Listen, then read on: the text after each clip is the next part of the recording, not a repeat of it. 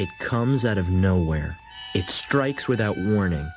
It's that soul-sucking stretch of the school calendar between President's Day and Easter. No holidays, no vacations. Until one mind-melting day when an answer arrived like a message from heaven. They were 2 words. The 2 words that give us all hope. Sick day. All right, get out the Vicks Vapor Rub, saltine crackers, and cans of chicken noodle soup. I'm feeling just a little bit under the weather today. How about you? You got the sniffles. You got the sniffles. You got a little stomach bug, perhaps. Just a little bit. I don't know. I'm feeling pretty great. You're feeling pretty good? That's good. So yeah, we're having a sick day here on the Leftover Pizza Podcast. So sick days, whether you were faking it or not, were kind of a godsend for kids in school, especially when there were no holidays or vacations in sight. Kind of like right now. Like we're just fresh off of Christmas, New Year's. We don't have another vacation holiday coming up until probably Good Friday, unless you're one of the lucky ones that has MLK off. I don't. I've got no time off in the foreseeable future, and I'm fucking miserable. So I might be utilizing a sick day coming up at some point, you know? Gotta have a little bit of escapism in my life, a little breaking of the routine. Yeah. And I think a lot of people can agree. While it's great to have off for a holiday or whatever, the truth is you would always rather be sick at home than at school feeling physically at your best. There were certain things all of us did. We all put our own spin on them, and that's exactly what we're going to show you here tonight. We're putting you in our shoes during a sick day when we were kids. And I don't know, maybe like next Tuesday also. Like, it really just depends on how my week's going, you know? Yeah. You know. Nothing's off the table. If I'm being honest with you, not much has changed on my sick days as an adult from, when I was a kid. It's so true. So true. Pretty damn similar. I mean, I don't know if that's just because it's a classic thing or if that's because I'm a creature of habit. Probably a little bit of both. Yeah, same. So, before we start, are you sick, or are you just faking it? Oh, I am sick, and I think I'm picking up what you're putting down. Yes, I am going to do my best Little Pete, my best Ferris Bueller, and I'm going to come up with a scheme to take the day off, maybe even adventure out if I get the chance. So we're going to break this down a little bit different this time, focus on the night or day or hours before, then the day of, and also the day after. Who would like to start? Should I go first? I think you should go. Because I really want to see how you're going to fucking fake it. All right. It was time for something big. Food poisoning? That's a triple Yui. Unusual, unpredictable, undetectable. First of all, I'm not going to lie. When I was a kid, I was fucking horrible at making excuses up to be sick. Like, I didn't understand that you couldn't just give a simple excuse. You had to have all kinds of stuff to back everything up. I needed my evidence and all kinds of shit. And I was never good at that. I would claim that I had the stomach flu, but I didn't have any of the stomach flu symptoms. I wasn't peeing out of my butt or puking or anything like that. You know what I mean? I was just basically looked like I was fine and claimed stomach flu. I just completely raw dogged all of my evidence. None of it existed. So it rarely ever worked. And kids kind of just have it easy today, I feel when it comes to this stuff. And I'm going to tell you, I looked up on Google, and I'm looking at it right now, actually. There is a how-to, a fucking Spark Notes of Wiki, how to fake sick to stay home from school. And it just is blowing my mind. There's step by step. Let me read some of these steps for you. Part 1 of 5, beginning your sickness the day before. Don't tell them too early the day before because some illnesses tend to go away overnight. If you've been ill before with a virus or bug, repeat those symptoms. It will seem less likely that you're faking. If I had this stuff when I was a kid, just imagine. Yeah, you'd be out 3 out of 5 days a week every week. Oh my God. 100%. You know what? I love this. I love that this exists, and of course it exists. Why wouldn't it exist? Everything is on the internet. But I too was so fucking bad at faking sick that I just wouldn't even attempt it, man. Because like I couldn't even play it off for a minute. You know what I mean? And my mom was the type of a person that she would just have to run me to the doctor. So if I faked sick, she would know in an hour, because it's like she had a fucking speed dial to my pediatrician. It was just like, he's got a stomach ache, we're coming in 5, and he'd be like, all right, they're on their way, and just like, you know, Batmobile type of a thing. Like we'd take the fucking pole down to the minivan and just 90 miles an hour special secret speedway over to the pediatrician. Listen, I was so bad at faking sick that the only people in my house who actually did fake sick were my parents. My mom, whenever she wanted to keep us home from school, like especially if we had a snow day or something, and she knew that she couldn't get somebody to watch us for the snow day, she'd call in sick, and she'd, I'm not feeling super hot today. And of course they knew, like, oh, it just snowed 6 inches last night. Like, your kids are off from school. I know that you're not sick, but okay, whatever. I can't tell you no, type of a thing, right? Well, smart me, I'd be in the background and I'd be going like this. And then she'd be going, she'd be going, stop, shut up, don't do that. And I'm going, and then she'd get off the phone, she'd be like, why were you doing that? And I'm like, well, because then I would also be sick. We both got sick. And she was like, no, you don't have to do that. They don't believe it when you're coughing, like you're like fake coughing in the background. So I probably almost got my mom fired from a few jobs when she was pulling that crap. So. Oh my God, so good. Wow, I'm just have this interesting picture now of you just like gagging and coughing in the background, making it super believable for your mom. You were a team player. Like your mom should I was just a team player, man. So thankful that she has a kid that would like not just, be okay with her being sick, but like going the full mile and being, let me help you out a little bit, Mom. Yeah. I don't think she was fully appreciative of it at the time, but maybe she looks back on it fondly now. Says, wow, that kid was really looking out for me. He was really watching my back. I have the best son ever. So anyways, I think the way I'm going to go about it, and I understand you just watched the episode for the first time within this week, I'm going to go with the Little Pete route from Adventures of Pete and Pete, the episode Sick Day. I'm going to pay the lady at the grocery store for an expired label to throw on a can of tapioca. And I'm going for the triple UE is what they call it. It's unusual, unpredictable, and undetectable, and that is food poisoning. So he gets the label, slaps the crappy label on the new can, eats the can, claims that he has food poisoning. Because, let's be real, food poisoning, what can you do for it? You stay home, you throw up, and you shit a bunch, and then that's it. Like, it's not really something. You just gotta ride it out. Yeah, it's not something you go to the doctor for. So somehow my excuse worked. I'm in the clear. I'm officially able to enjoy my sick day. How about you? Oh, well, again, I would be really sick for real. So I'm approaching this day from being mortally ill and life or death. All right. Okay. I've got strep throat. Oh, man. Dude, I hate even hearing strep throat. It just sounds so dirty and gross. But I just fucking hate strep throat. I was such a pro at strep throat at a certain point in my life because apparently it's got something to do with the tonsils, and the tonsils were making me sick. So I actually had my tonsils out when I was, I want to say 6. And it still didn't fix my goddamn problem. It did not fix my problem. So I still have mine, and I don't get most of that stuff at all anymore. Yeah. Well, I haven't had. I should really knock on some wood because I am not trying to get strep anytime soon. But no, it seemed like I was getting strep like 2-3 times a year at a certain point.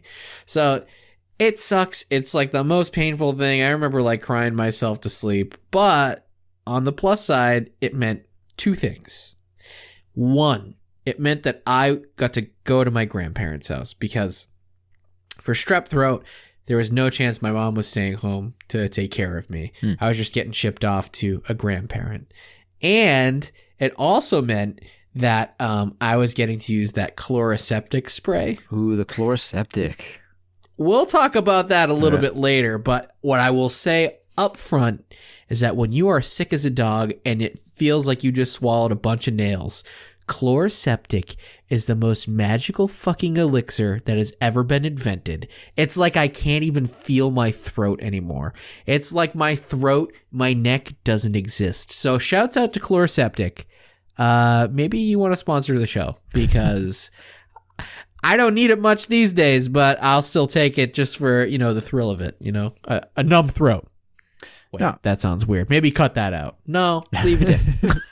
No, actually, I feel like that's a perfect segue, though, honestly, because we're going to go into the day of. The thought of taking bad-tasting medicine makes kids feel sick, but not grape-flavored Dimetap cold medicine. You'll like this. A cough. Or new Dimetap DM for colds with coughs. Dimetap DM is a combination of doctor-recommended Dimetap plus a proven cough suppressant with a pleasing grape taste. Open up. Dimetap. It relieves kids as well as colds, as well as coughs. The day of, we have a few big things to discuss, mainly medicine, because that's one of the biggest things that we remember when we're kids, is the medicine, also the food, and whatever other activities we might be doing at home.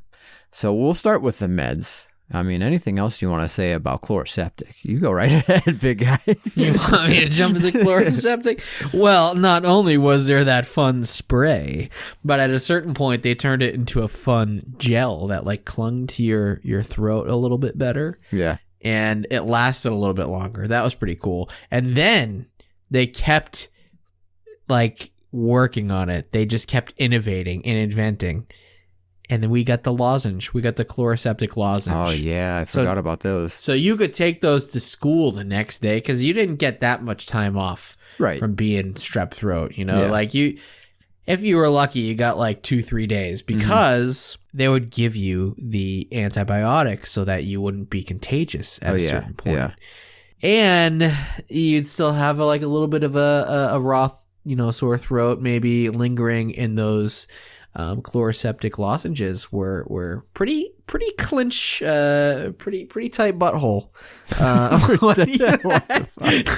They're pretty tight butthole when you still had a sore throat sitting in class, a couple days later. That being said, I just mentioned antibiotics. I think you know what I'm going to bring up, Grimey. Something that I got very familiar with because of all these fucking bacterial whatever the fuck in my throat. Is strep bacterial? I don't know. I'm not a doctor. It probably. I'm a lawyer. Know, bacterial, viral, whatever the fuck. It's all the same shit. But yeah, what you're gonna mention right now, it's a fucking a delicacy in the medicine world. Listen, if we're talking wines, we're talking medicines tonight, we're talking wines, okay? Yeah. Some people talk liquor, whiskey.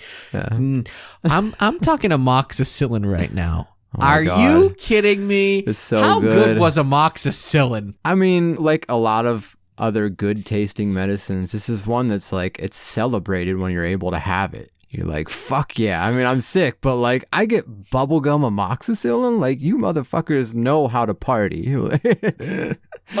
So good.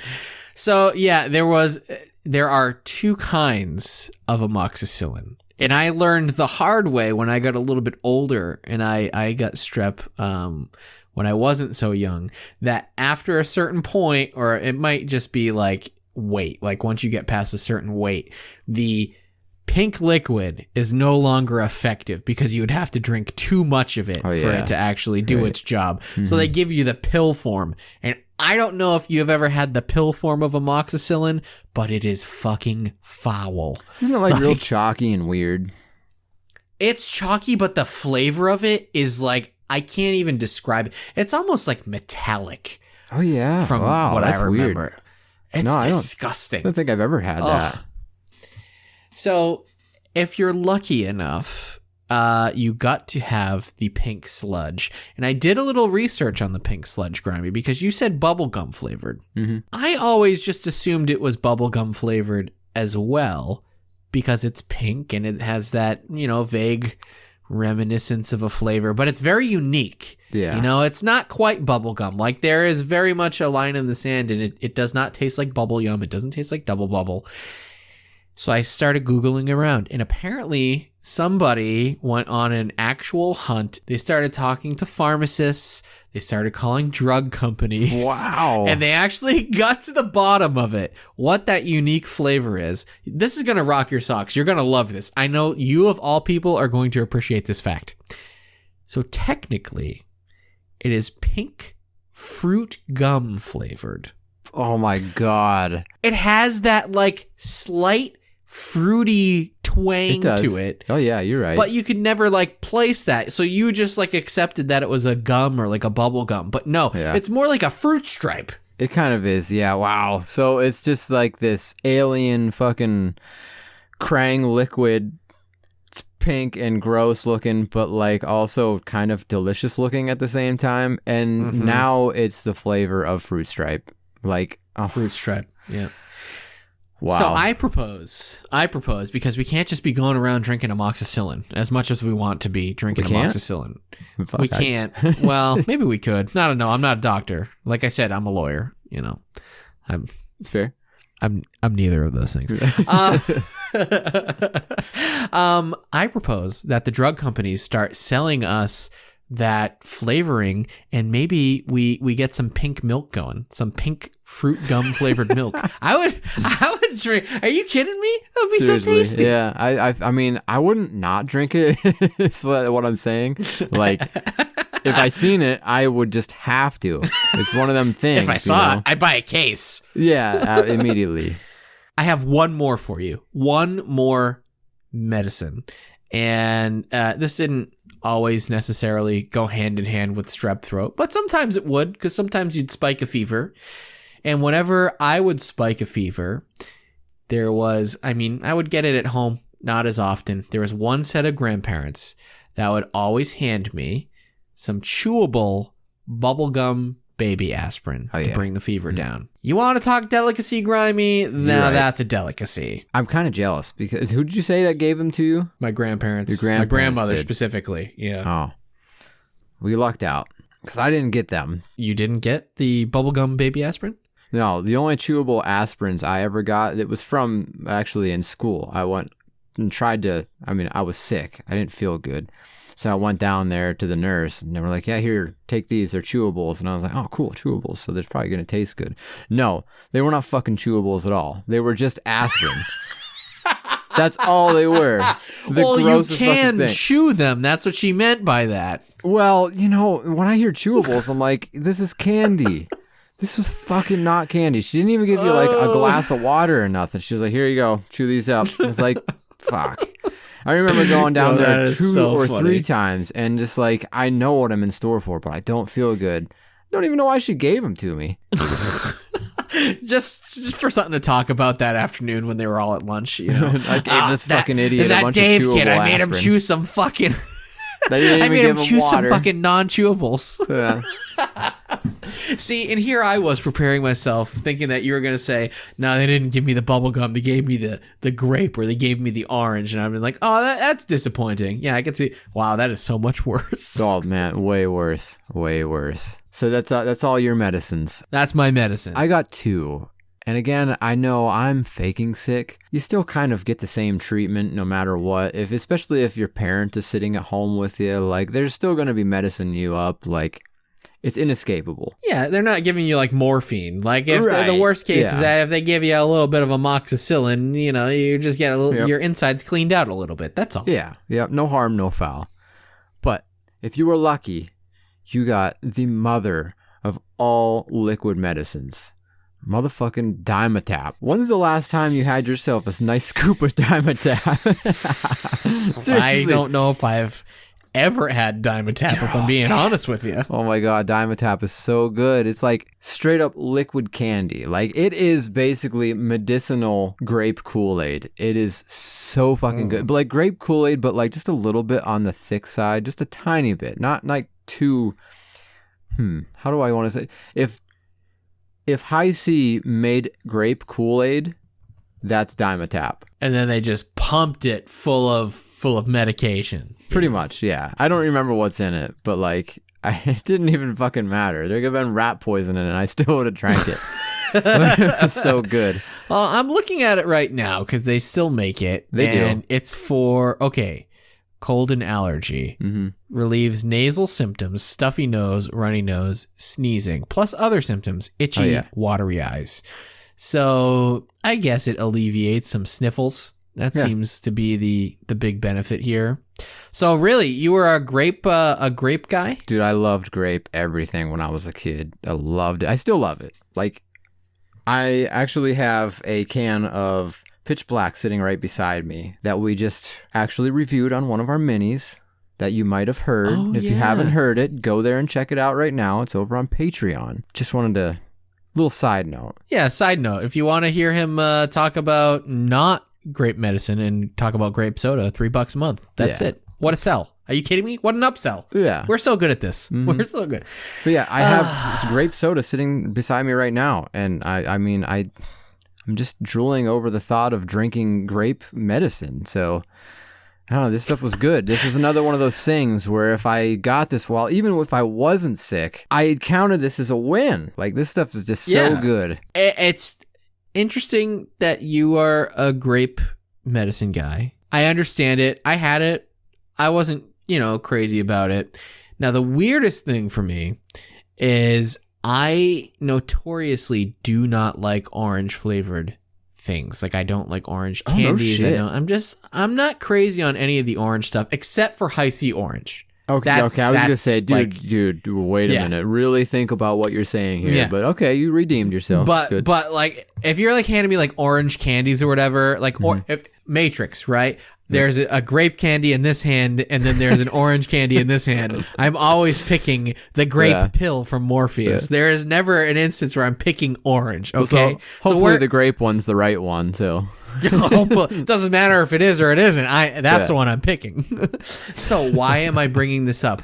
I'm bringing it up because for whatever reason, no, it wasn't Dimetap, but the liquid medicine, like my cold and cough medicine that my parents would buy, was orange flavored, and I was a fucking fiend for it.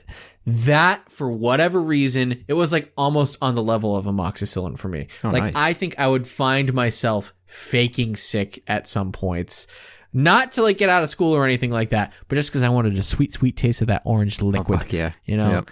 And I was like, give me a capful of that before I go to bed. That's my nightcap, I'm going to throw that shit back. Oh, yeah. That's kind of how I was with Flintstone vitamins. I fucking, if the parents weren't home, I was digging in that fucking medicine drawer and just taking like handfuls. Like, these are vitamins. It's candy too. It's fine. I don't know. It seems weird, but I think that kid is glowing. He has too many vitamins in his system. Which I guess brings me to my next point. I'm surprised because they do the vitamins, the Flintstone vitamins. They do Dimetap still.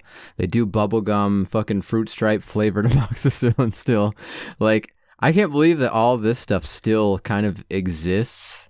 Like, I mean, not even kind of. It fully exists. It's on Walmart shelves if you go through and look right now. Like, they have 15 different types of Flintstone vitamins. They have gummies, fucking regular ones. They have ones that are for older people. Like, this stuff still exists. I can't believe it does. I'm just happy it does. Listen, I just can't believe with the amount that you love grape Dimetap that you haven't partaken in lean of some kind. Okay, grab yourself a bottle of purple Dimetap. Grab yourself a new Starry lemon lime soda. Mix Scissor, that shit together. Pour up some scissor. Yeah. All right. Yeah, all right. and just suck it down. I'm surprised that that's not your cocktail of choice at this point. I mean, I've been known to throw on some 3-6 Mafia every once in a while and sip on some scissor, but it's all right. Now, once again, I am a lawyer, and legally I need to remind you all not to abuse medication, okay? Yes. Not a doctor, just a lawyer. Yeah, that's it. I just wanted to get that out there again. So anyways, the next one I want to talk about. We've been talking a lot about this one, but If Dimetapp was the grape Kool-Aid of medicines, Vicks of any kind was undoubtedly liquid cuck. I'm calling it liquid cuck. Pure liquid cuck. Okay, I read your notes and I was like, did he mean to write cuck so much? Yes. I wanted to emphasize the cuck because this shit, we're talking straight up Vicks Formula 44. I don't know if you've partooken. No, I was not subjected to the 44. Oh my god, it's so bad. They claim this was cherry flavored. They claimed it was cherry flavored, but what it was really was one Luden's cough drop, a watered down Luden's cough drop with like a pile of Vicks Vapor Rub. That's what it was. It's fucking awful. And this is the type of stuff. Menthol-y? Like, I feel like it was, yeah. I feel like it was kind of like menthol-y, but it was like very chemical-y like, you know, very, not something you feel like should be ingested. Similar to aspirin. That's chewables. Well, it's meant to be ingested, but not in that way, you know? Yeah. Like, and I just... like hook it up to your veins, maybe, instead of making you take it orally, you know? Right. So you would take this stuff when you have, like, you know, your nasal cavities, like, completely blocked off with snots and stuff, and it would just really help, and it would help with sore throats. So you would be thinking, oh, mom's going in the back getting me some medicine. She's giving me the old Dimetapp. I'm ready. And she brings you this fucking pile of shit and expects you to drink it, and you're just like, every excuse in the book to not take it is flying out at your mom's face right now. Like, I'm not taking sick. this. I think I actually feel better. Yeah, all of a sudden I feel fine. Or like, hey, my sister's looking at me weird. I can't take it. Please stop looking at me. Or you guys are making me laugh too much. I can't take it. Like every excuse I could think of not to take it. I just prolonged every little bit of taking this just disgusting elixir of death. So gross. Wow. Very strong feelings even to this day, huh? Dude, fuck Formula 44 by Vicks. Fuck Vicks. And, no, okay, I take that back. I love Vicks Vapor Rub. Love that shit. Not to the point where I would, like, get a spoon and put it in my morning tea or anything like that crazy girl from whatever, that Addicted or whatever. Yeah. Not that crazy, but, like, I love every once in a while a nice little schwaft of Vicks Vapor Rub, but not Vicks Formula 44. Never. Yeah, not ever. No, I mean, I'm just looking quickly here on Google at a photo of Formula 44, but it's a bottle from the 1970s.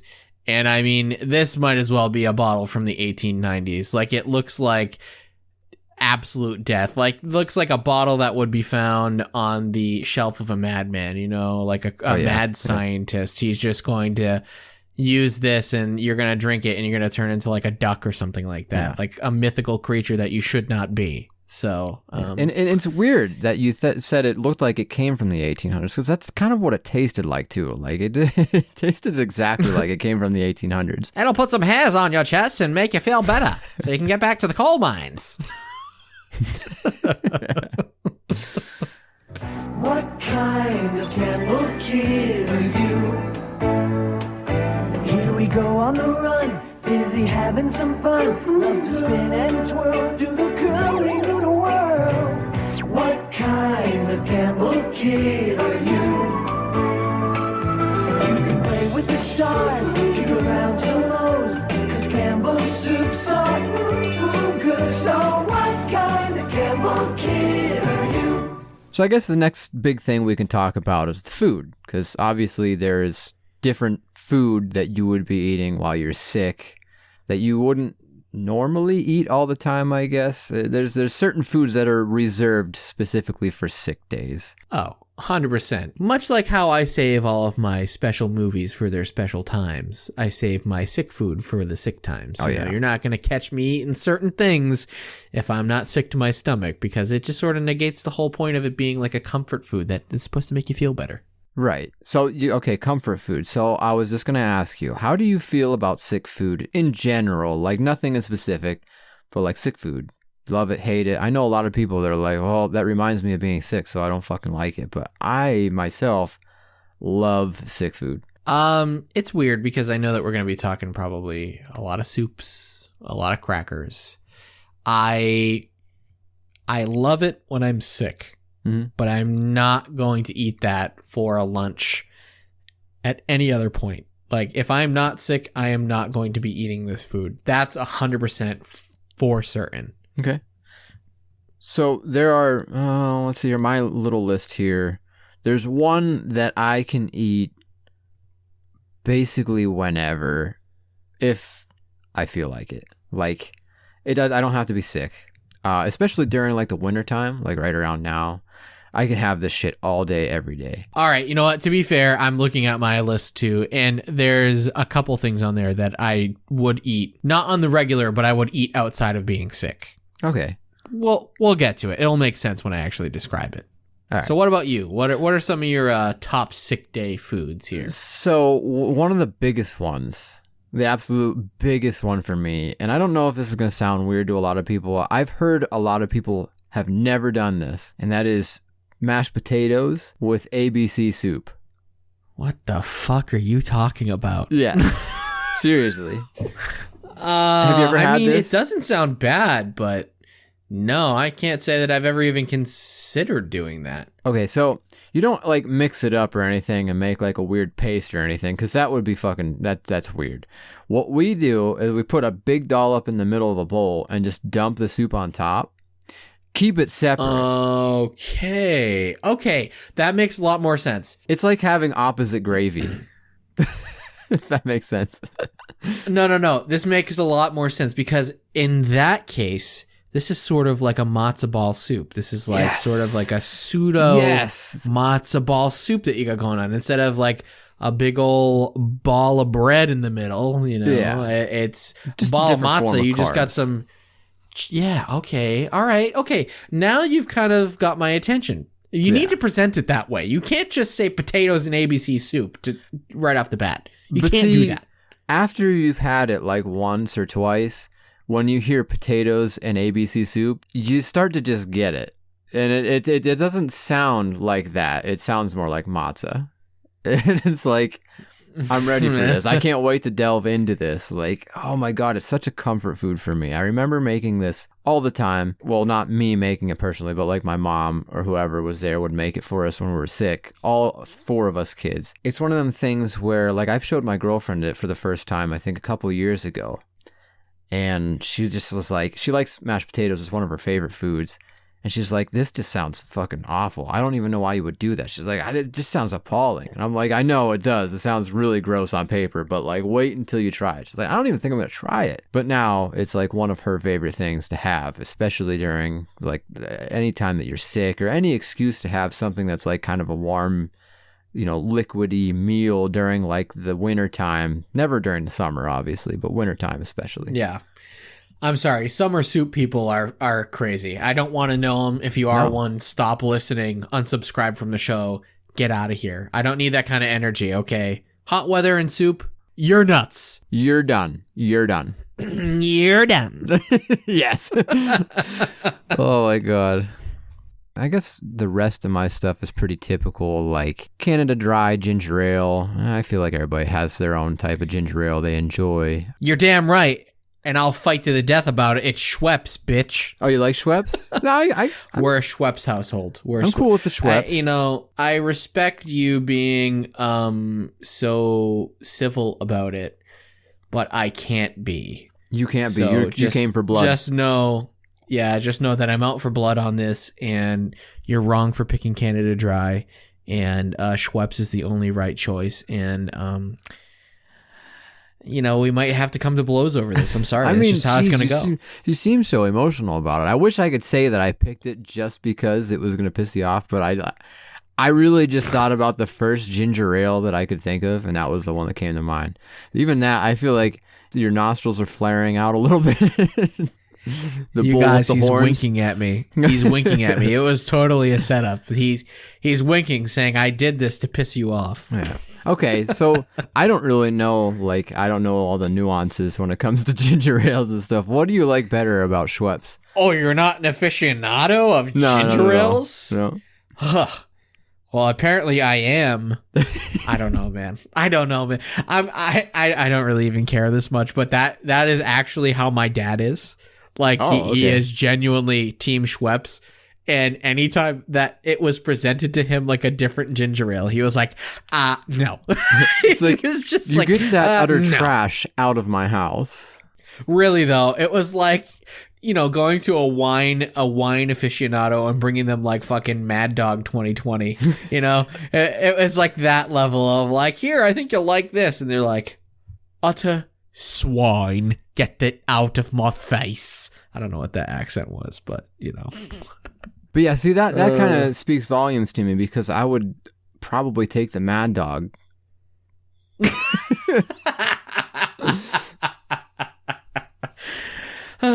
You heard it here first, folks. Grimey is a Canada Dry swiggin', Mad Dog slurping, potato and ABC soup sucking son of a bitch. All right, that's it. End the show right there. Cut it. It's not getting better than that. Well, we can't cut it there. We still got a couple of foods. So, obviously, Jell-O is a big one. It had to be the orange Jell-O for me, though. I know you love oranges so much. Orange Jell-O? Are you mad? Get out of here. Same with, like, Gatorade. Gatorade, it had to be orange Gatorade for me. All right, orange Gatorade's pretty good. But when I was growing up, it was not orange for me. It was actually... Take a stab at it. What do you think my Gatorade of choice was? Oh, man, It's there's very so many to unconventional. choose from. It's very unconventional. Yeah, I think. I don't pin you as a red Gatorade fan. No. I never really liked the red Gatorade. Yeah, no. No, I don't mind it. It's not my favorite. I'm going to say, unconventional. Is it lemon? Yeah. Is it lemon? Lemon lime. Dude, yeah. lemon's so good, though. Oh, I was hooked on the lemon lime when I was growing up. I thought that was like the tip top of all the flavors. And when I was playing like, Little League, all my friends were like, ew, gross, you drink lemon lime? I'll only drink blue. And it's like, okay, you uncultured palate, you uncultured swine. I bet you enjoy Canada Dry ginger ale too, don't you? They probably do. Yeah, they probably pick Mad Dog over like fine wine too. Yeah, no, I like the lemon lime. I really enjoy it. We actually have a dispenser at work, and I get lemon lime out of there once in a great while. Like if I'm getting a Gatorade, that's the one I go to. The only other two things on my list here are sherbet. It was always like the weird tie-dye one with like the green, orange, and red or whatever in it. Pretty basic. And then Sunny D. I'm sorry, man. Most of your picks are just not doing it for me. No? I did not like Sunny D growing up, but it was given to me all the time. All the time. It was like I couldn't tell my mom, like it wouldn't sink in. It was like, oh, here's your Sunny D. And I'd be like, great. I'll drink this for sure. Yeah. You know what's interesting about all of these picks, though? Like, this is the common sick food, right? Quote, I know, sick yeah, food. it is. But it's like, none of this stuff makes you feel better. No, especially Jell-O. How is Jell-O going to make me feel better? Like, well, it sort of just dissolves into a nothing when it hits your stomach. It's like, well, is that really what I want? No. Isn't this like the opposite of what you're supposed to be doing for like a sick body, putting a bunch of sugar in it? Like, you're not supposed to give yourself any sugar or anything like that. You're supposed to stay away. That's true. I'm sure there's a bunch of health professionals just looking at how we treat people in America when they get the sniffles, and they're like, no, not working. So believe it or not, I do actually have some picks, some choices. I want to All hear right. now that you shat all over mine. Let's it's my turn. Schweppes ginger ale is on my list. Okay, it is. I'm looking at it right here. If we're talking, soups, I'm not usually a big soup guy, but the only soups that I really tend to get down with are like the soups that my grandmother made when I was growing up. She was Italian, is Italian. She converted. Yeah, she converted, right, for a little while. Her chicken noodle was pretty good because it wasn't like your standard chicken noodle. She would do it with big like hunks of shredded chicken and like egg noodles in there. But the clincher for that one is that it was kind of done in the style of an Italian wedding soup, where she would make these little mini meatballs. Oh, nice. And then cook them in the soup. So she would literally drop like raw beef balls into this soup, and they would sort of like poach in there, almost dumpling style. Oh, very nice. So as they were cooking in like boiling in that liquid, it would soak up all of like the chicken stock. Oh, yeah. And then there would be these like soft little pillowy chicken flavored meatballs. They were just so good, just to die for. Little pillows of perfection. Little pillows of perfection. Yeah. And then she would also make a dish called pasta vazzoule. Pasta vazzoule. I don't even know the proper way to say this. It's spelled Fagioli.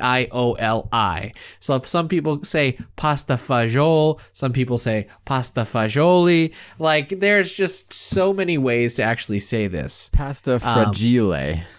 Fragile. The basic premise of that soup is it's just a pasta and bean heavy soup. Oh, that sounds good.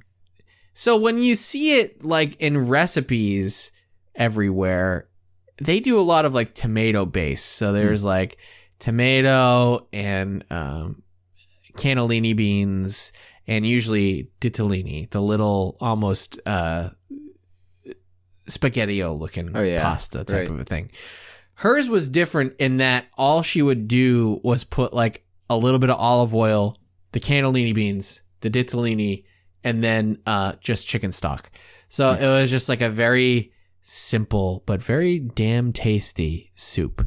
Saltines, they go hand in hand with soup. So either you're having the saltines with the soup, or you're eating saltines dry if you've been heave-hoeing for, hours and hours, just up chucking. I wasn't a huge fan of saltines when I was a kid, but now, like, I totally get it. I didn't like them, but it was all I was being given to eat. So at a certain point, you're just like, all right, well, I guess I'm eating them. This is what I have, so this is what I'm gonna eat. And the only soup that I like loved that was like pre-made or it wasn't even pre-made, but like that you would get at a store was the Lipton chicken noodle soup. Yeah, the one that had the little teeny tiny really little stick noodles. Yeah. Good. And like a million of them. Mm-hmm. I still love that. I still think it's so good. Like, it's trashy but comforting in the best way. No, ironically enough, we don't actually get the ABC noodles anymore for the stuff that I make. That's what we get. Okay, now I'm on board, because I was never a big ABC soup kid. Right. I was like on it. My sister was the ABC soup person, but now you've sold me. Now I might actually try that. Oh, dude, potatoes Lipton. and Lipton. So good. Chef's kiss. Perfect sick day food, for sure. Hi there, Face here. Do you know what my favorite thing about taking a bath is? Here's a hint. Bubbles! Bubbles, bubbles, bubbles. I love bubbles. Bubble baths make you nice and clean and make you look great. Don't forget to take your bath. So I guess the next big thing we could talk about are the activities that we might have done while we were at home, sick or supposedly sick. This could include, watching TV or playing video games or watching a movie or any other activity you might do while you're sick at home. Jerry. See, I know everybody gravitates to Jerry Springer. Like, was that one of the things you did? Yeah, but I mean, that wasn't just limited to when I was sick, man. That was anytime I could. It was like Jerry, Maury, Steve Wilkos on a loop. And that was it. That was the ritual. But yeah, not exclusive to when I was sick. But there was a lot of TV watching when I was sick. That's for sure. Back before the days of streaming, you had to settle for what was on TV. Now, for me, if I was homesick, like at my house, I've mentioned this on the show before, but I didn't have cable. So if I was watching something on TV, it would probably was like Jerry Springer if my mom wasn't paying attention. Sure, yeah. Otherwise, I was probably popping in a video or something like that. Mm-hmm. But let's just say I'm going to my grandmother's house because, again, I'm usually at my grandparents' house. Both sets of grandparents had cable, and that's when I would go nuts because I could watch whatever I wanted to watch. So, some staples for me, I'm going to stick around like my elementary school years. So, 99 through like 2005, 6, somewhere around there. That's when I would have been watching. If I'm sick during that point, I'm absolutely watching Cartoon Network. Oh, fuck yeah. Listen, I was a Nickelodeon kid through and through. That is always my go-to. But there is something weirdly attractive about the Cartoon Network when I was sick. I think it was because of the shows that they played where they weren't necessarily going for laughs in the same way a Nickelodeon show was. Yeah. So they felt like a bit more comforting when you were laying like dying on the couch, right? So I got there and it would be, I remember it very vividly. The lineup would be, I want to say it started with Tom and Jerry. So by the time I got to my grandparents' house, it was like, I'm catching the tail end of a Tom and Jerry. Then they're playing a classic Scooby-Doo episode. And then they're playing a pup named Scooby-Doo. And then usually after that, they're sneaking in like a Muppet Babies or something to that effect. And all of those are very easy watches. You can like be in and out of sleep. You can be very sick. You can be distracted and doing something else while you're, that's playing in the background. Oh, and, yeah. So that's why I always kind of gravitated towards Cartoon Network when I was sick. And then the other thing, once I was done with my morning of Cartoon Network, I would pop over to G4 Tech TV, baby. Good old G4. Oh my God, how I miss G4. Didn't they like try to bring G4 back and then it's gone again or something? Just recently went kerplunk or kaput. Yeah, kaput is the word I'm looking for, not kerplunk. That's good enough.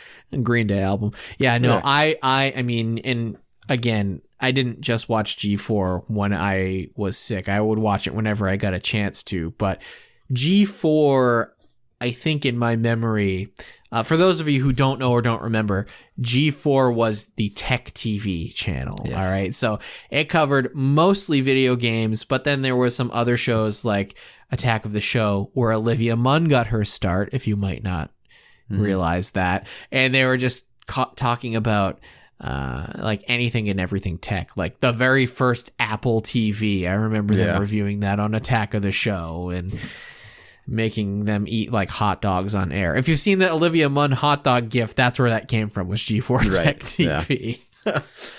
Dude, they had so many good bangers on that channel though, like fucking Code Monkeys. That was my shit right there. Code Monkeys was I found a copy of Code Monkeys on DVD maybe a year or so ago up at one of my local record shops, and I brought it up and they were like, "What's this?" And I was like, "What's this?" Well, why don't I enlighten you? It's in your fucking store. What do you mean, what's this? This is gold. Yeah, like Code Monkeys, X-Play. I loved X-Play. I thought X-Play was super entertaining. Yeah. Just some really good video game content. And as far as TV goes, those were my main two. That's what I remember watching quite a bit when I was sick. But weren't you a Nick kid when you were sick? Dude, totally. Like I was saying, a lot of people, I feel like on their sick days, they gravitate towards like, Maury and Jerry Springer, all your like raunchy TV shows that played back in the day. None of that stuff appealed to me, like at all. I know it was like a cool thing to be watching, but it didn't appeal to me at all. I went the other route. I went Nick Jr. Even like when I was too old to be watching it, I was watching it. I have a little brother, and at this point in time, he's not in school yet. So I'm like, if I'm faking sick or if I'm actual sick, he's watching Nick Jr. already. So I'm just like sitting behind him and kind of like living vicariously through it all, and also just enjoying every moment of it secretly while he's watching it himself. There's something just so comfortable about Nick Jr., especially back in the early 90s. Like I'm talking cartoons like Franklin and Blue's Clues, Little Bear, TV show like Gullah Gullah Island. Another one that not very many people talk about anymore, Little Bill, like fucking Little Bill. All these yeah, I did like Little Bill. Shows. I liked Richard Scarry too. I thought Richard Scarry was pretty good. Richard the little Scarry's, worm guy. Yeah, you know Richard what I'm Scarry's talking good. about? Yeah. That was pretty good. But yeah, no, Little Bear, that was my shit back in the day. Mm-hmm. I grew up on Little Bear, and it was good. It's kind of cool that like you were watching it, because I did the same thing when I got older, but for my younger cousins. We would babysit them, and that's all that they would want to watch. So I got to see it, but I wasn't getting to see all of the good stuff that I grew up on. It was like crap like the Backyardigans or like, all that type of Paw stuff. Patrol. Which, no, thank God, I have not gotten to Paw Patrol, so. No doubt. But yeah, all the coolest cartoons from Nick Jr. I feel like I got to witness them firsthand, so I'm very proud of that. But I think the best thing about Nick Jr. back in the day was their like mascot, if you can call him that, Face. Oh, you can call him that. He was the mascot. He was right? so good. Oh my God. Now, I loved seeing him. He's such a weird kind of mascot, but like when you really break it down, isn't he just your TV screen talking to you? It's like they turned your TV into a human being, and I mean, he's just like a square and he's a random color every time, and he's just making trumpet noises and shit, but like goofing around with you in all the funnest ways. I fucking loved Face. So the interesting thing about Face was, as far as I can remember, it's been probably close to 30 years since I was watching Nick Jr. on the reg. Right. But Face was done in such a way that they weren't like bumpers where you were seeing them over and over in the same thing. Yeah. It was designed like every day, like Face was with you every single day. And it was a new day, and he was saying new things every single day. And it really made it feel less like a bumper, which is really what Face was. He was just sort of a bumper in between shows. And more like an actual like host. Yeah. Like he was there and alive, and whoever came up with Face and whoever did it, props to you, because genius. It was like he was alive. You did your job, and you did your job incredibly well. Face was like the friend you never had and guiding you through all these cartoons. It's such a great idea. I am curious who came up with them, honestly. It is so good. And I mean, I watched all the other stuff too, like Nickelodeon and Snick. I mean, throughout the day, obviously. But the best part about it is like when you're staying home, sick from school, you get to watch Nick Jr. When you're in school, that shit's all happening without you. And like, this is the time to do it. Like, you can't watch in my opinion, you can't watch Maury and fucking Jerry Springer and all them other ones. Like, this is what I would rather be watching. Well, and that's what makes it like super interesting. I'm glad that you like kind of put it that way, because like Nick Jr. is unappealing when you're older, but it becomes very appealing because you don't get to see it. Like you don't have that option most times to not watch it and to say, oh, this is lame. So then it becomes sort of alluring, because you're like, well, I'm out of school. This is a free day for me. I can do things that I would never do. Yeah. Plus, if you're actually sick, every one of these cartoons that I mentioned is like super soothing in the weirdest way. Like, I'm not gonna lie to you, this is for real. I threw on a couple episodes of Little Bear before bed, like super recently when I got Paramount Plus. I'm not even joking to you. Like, I fell asleep within 10 seconds flat, and that's impossible for me. You throw on Little Bear, and it's just like the mom bear just like talking ever so soothingly into your ears, and like Little Bear's like nice little whispery kind of voice. Like, they all have this like voices just perfect for lullabies, basically. Did you just convince me to watch Little Bear? Dude, if you haven't... At 29 years old? I'm telling you. I think you did. You have to try it. And I'm telling everybody out there listening, like, if you haven't thrown on Little Bear in, like, years, you need to watch another episode of this. It's so fucking good. So if you weren't watching something on TV, or if you were done watching something on TV, you were undoubtedly playing something, a video game of some sort. Was there anything special for you when you were sick that you would play? Yeah, so I mean, I had plenty of video game systems, but the one that I always gravitated towards when I was sick was my Game Boy Advance. Because, I don't know, I mentioned it before, but I loved the idea of sitting on the couch and having something like Cartoon Network, something really easy to watch and like not have to pay too much attention to on in the background, and also getting to play a game while I did it. So the Game Boy Advance was perfect for that, especially back in the days of no wireless controllers, and it was way more of a thing when you wanted to play a game. You'd kind of have to get closer to the TV. Maybe it meant that you weren't as comfortable as you could be if you had just pulled out your Game Boy and were playing something portably. So all of my sick day memories are really based around that system. And some of the games I really like latched onto that I played a lot while I was sick. The biggest one, I think, was Mario and Luigi Superstar Saga. Do you know anything about that Mario and Luigi series? Oh, yeah.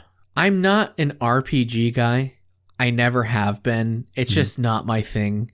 But that is the one series where I'll make an exception because it's just so goofy, and it still has some gameplay that feels Mario-esque.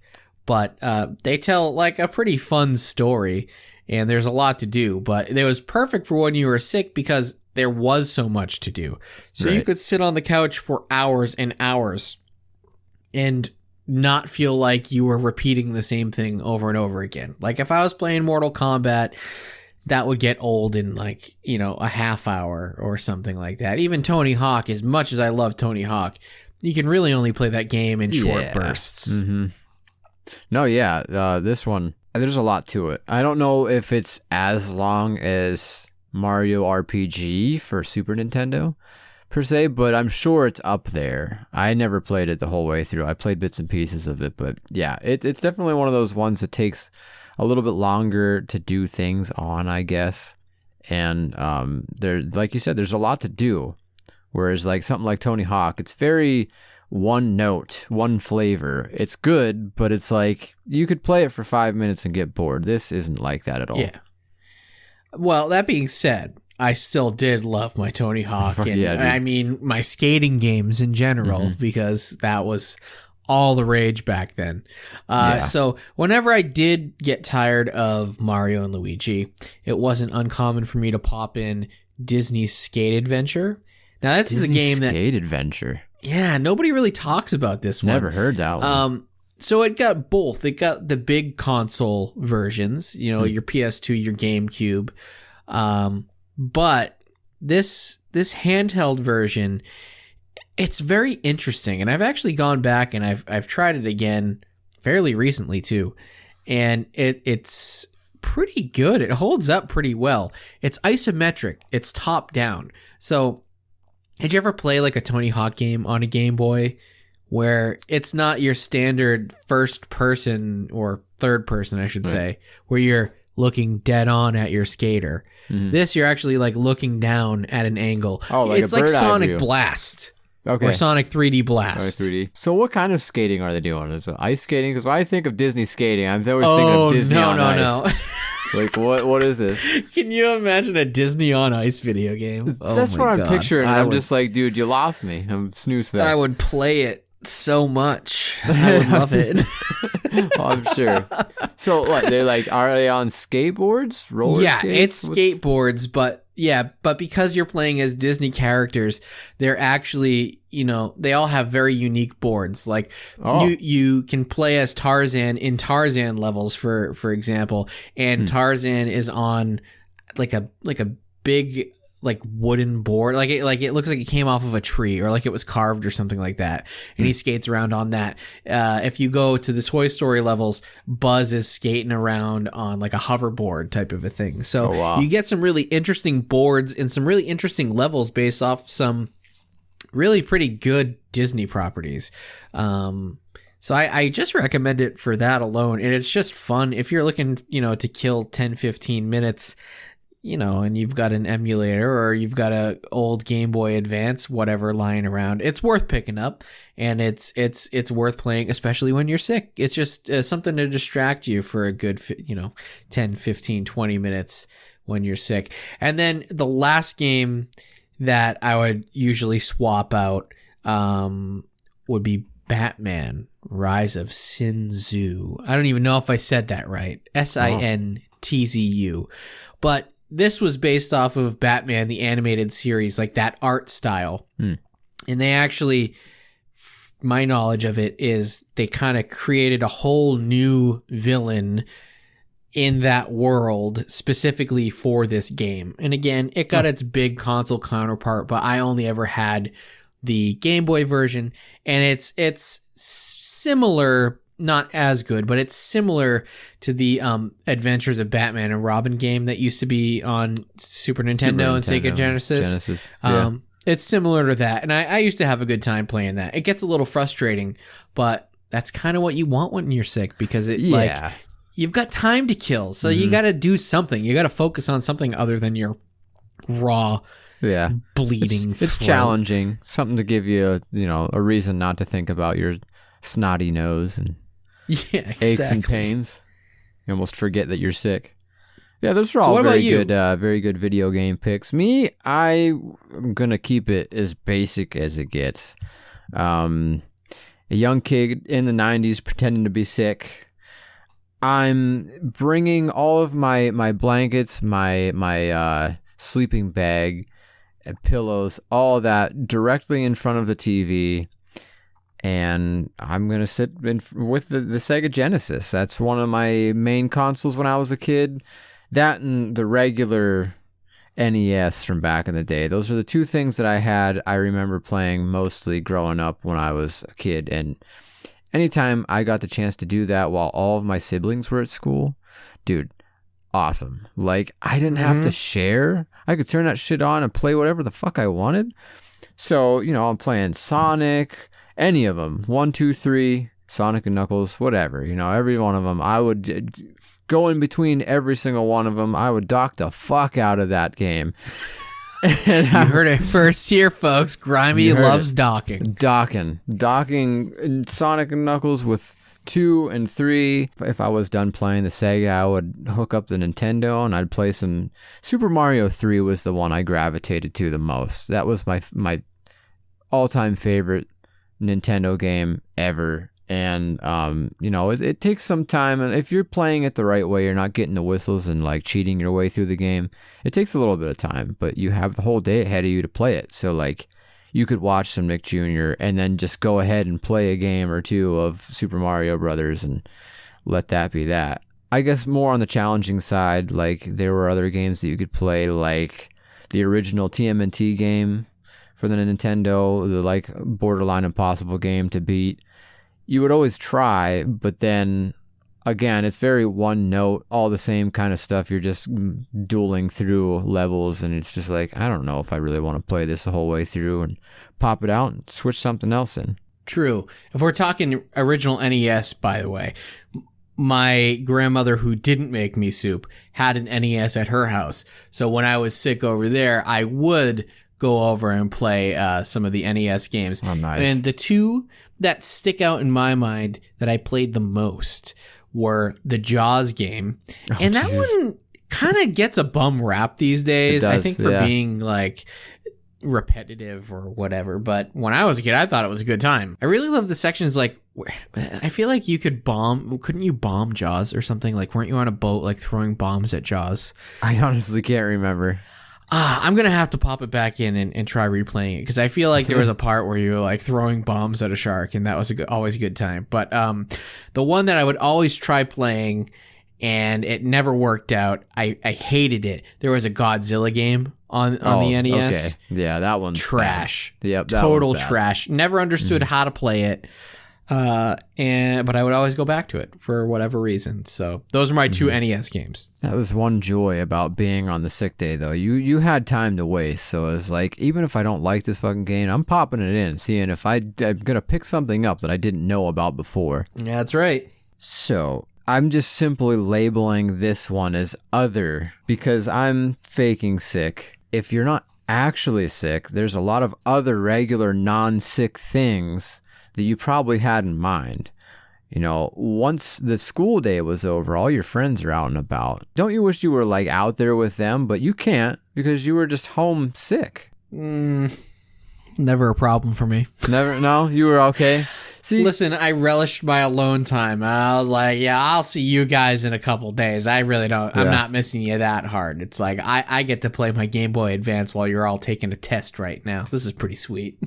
See, not me. Like, my friends, they were all very active and outside 24/7. And we had, like, this tight-knit little group. And as soon as one of them fuckers came by my door, I'm, like, looking out, and I'm just like, I need to be out there. I need to go out there. Mom, can I please go out there? And it's like, you just begged me to stay home. You told me how sick you were. I fucking loaded you up with Flintstone vitamins and Dimetap. You can't go out there. You have to stay in. So that's one instance. The other, mom has to go to the store. She's going to Walmart. She's going to Ames. She's going to whatever the fuck she's doing. You want to be part of that. Even if it's a trip to like the grocery store really quick. You know, you might be able to go through the cereal aisle and the candy aisle. And it's like, I want to be part of that too. You can't do it because you bitched and moaned and wanted to stay home. I can't say that I really relate with that either, but No, I not at all. know for a fact that I would have been sick at least a few times when my mom needed to go out shopping for somebody's birthday. You know what I mean? Like, so it would have meant that she was going to take a trip to Toys R Us and I was actually homesick. And I missed out on a Toys R Us trip because my mom was pretty good. Even though she was going and shopping for somebody else, she'd usually let me pick out like one thing just to sort of shut me up. So I was like, dang, I'm missing out on getting a new toy because I got this stupid strep throat. Real bummer. Man, if I lived close to a Toys R Us, it would have just been all over.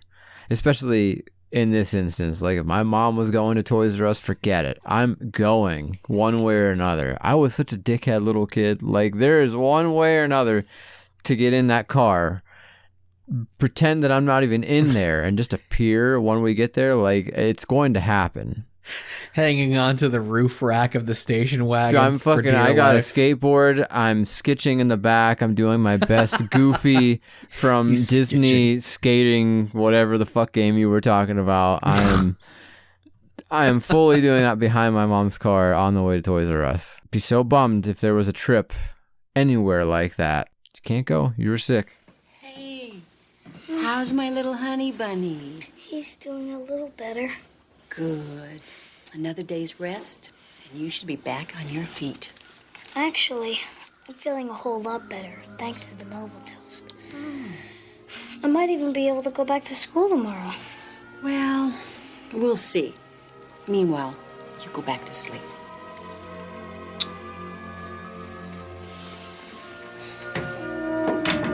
All right, so it's the day after. There's two options. Either you're going back to school and you're going to resume life as per norm, or you're going to try to get off again. What are you doing? Well, knowing me, if I actually have strep throat, I'm probably out for like 2 to 3 days. So I don't really have to try super hard for multiple days. But in this instance, let's just say I got miraculously better. I'm going back to school. I'm not trying for any extra days. Not trying for the old double dipper, as they say in Pete and Pete. I'm a good boy. I don't need it. I don't need the double dip. I need it. I need the double dip. I didn't get my trip to Toys R Us apparently, and I took that so now hard. You're out for blood. You're out for blood. You're in it to win it. I never got 2 days off if I was faking sick. No way. My mom, she's seen through all of my antics. She knew I wasn't really sick. She just was being nice, you know. She's like, yeah, you know what? He doesn't do this too often. We'll just let him have this one, I guess. She knew. So there was no chance. There was plenty of times where I was 2-3 days out, mostly chicken pox. I think there was one with a couple of different flus, strep throat, and I think pink eye was a big one. Pink eye, I always had a couple of days off. Pink eye? You had pink eye? Oh yeah, I had pink eye. I had pink eye bad the one time. It fucking sucked. Oh my god. Sniffing too many farts. I was gonna say a poopy pillow. Poopy pillow. I don't know, man. I really don't. I'm sure that's like one of the big ways to get it. But I swear I had it real bad that one time. Maybe my brother farted in my pillow or something. You pissed him off and he farted in your face while you were sleeping. Dude, did you ever have pink eye? No, I never had pink eye. That shit sucks. Oh my god, it's so bad. Like, your eyes just crust over and they're just shut. You want to open them so badly, but like, you have to pry them open. Oh, I know. My sister used to get it on the regular, and I'd like she was a vampire or something. I'd hold up my crucifix and be like, "Stay away, beast." But unfortunately, I don't think it's gonna happen. I'm not getting the 2 days off. I'm going back to school again. So too bad, so sad. So that was our sick day episode. This was a real treat. We don't get to live sick days the way we used to. I mean, anymore, I guess now a sick day, it just consists of you just sitting on the couch looking at your phone all day. It's not like, you know, there's any cool secret things happening throughout the day. You're an adult now. You're aware. Like, you see the male men going through. You already know what they do during the day when you're supposed to be at work and yada yada. Like, it's just sick days were a completely different ball game when we were kids. Yeah, I hate you for saying that sick days now amount to me sitting on the couch looking at my phone, because that doesn't really sound any different than my non-sick days. And I'm reconsidering a lot of things, so I need to start maybe living life on the edge, you know, not living like I'm sick all the time. Look at you, changing lives with podcast episodes, one podcast at a time. Yeah. Speaking of living life on the edge, we have a new Patreon. What a segue. Yeah. Yes, we do have a new Patreon for only $3 a month. Can you believe that? What a low price. Not even the price of one Frappuccino, okay? Yep. For less than the cost of a Frappuccino, you can listen to us babble like idiots about things that are not sick day related. Absolutely. And I think it's going to be a blast. I mean, it already was. We just got one of them out of the way. Had a lot of fun talking about some random stuff. You might hear some typical turtle stuff from me. You might not. I think we mentioned a little bit about a grape soda that might have appeared on there. Yes. Some Dime Tap soda. Yeah, absolutely. Some Dime Tap soda, yeah. Yeah, so the deal is $3 a month. You guys get one bonus episode from us, and it's balls to the wall, all out, good time, Grimey and Derek fun. So if that sounds good to you, head on over to the Patreon, just Leftover Pizza Club there. Throw us a couple bucks and you'll get a new episode, and maybe even some exclusive little interactions. You know, maybe we'll throw up a poll, maybe we'll throw up a couple little writings. I don't know, something to sweeten the pot, possibly, perhaps. But yeah, it's just a new way to listen to more of us and to support us a little bit and support the show a little bit. Speaking of supporting the show, you can rate and subscribe to the show wherever you're listening, because we see that there's still a lot of you who listen to the show a lot all the time and aren't subscribed for some reason. If you subscribe, you get to know when the newest episodes drop. It comes, notification right across your screen. So please do that and throw us a rate, because ratings are good, aren't they, Grimey? They're absolutely good. And, you know, while you're at it, don't be a stranger. We got a Facebook group you can join. You just click the button. We let you in. We give you a free sticker. We talk all kinds of nonsense over there, too. Same stuff that we talk here for the majority of the time, really. And, there's some popping conversations. Be part of it. We would love to have you. Yeah, be part of it. Leftover Pizza Club over on Facebook. And while we're at it, we're on Twitter at Leftover Pizza Club, and we're on Instagram at Leftover Pizza Podcast. And if all of that isn't enough for you and you just can't get enough of us, you can visit our website, leftoverpizzaclub.com. We post articles over there, and there's just like 5 going on 6 years of a backlog of articles and videos and other podcasts. So it's a good time. Check it out. There's also a store up there. We might actually make some shirts this year. Who knows? New year, new me. Who knows? You never know. It's 2023, y'all. With that being said, I think that's a wrap. I am Grimey. And I am Derek. And I am very, very sick. I gotta go. I gotta go play some Game Boy. I'm not sick, but I gotta go too. It's been nice having you. Thanks for listening, and we will see you next time.